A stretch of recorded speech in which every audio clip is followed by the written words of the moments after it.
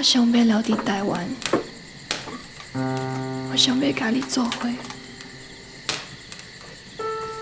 还记得我们常常窝在一起看杂志，讨论中美断交的事吗？孙老师哦，想要买一本寄回去饼干给他嘞，可以这样狗狗带我们去买吗？这些都是你的吧？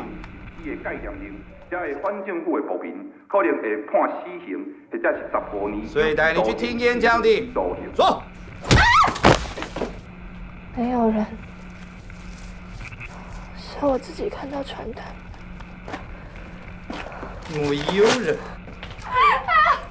说，你们在台湾还有哪些同伙？有。还跟谁勾结？说不说？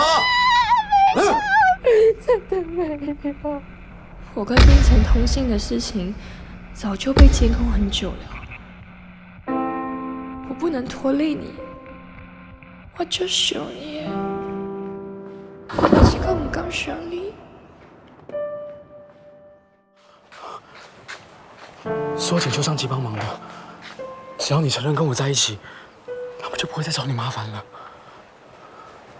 上级，所以你到底是什么身份？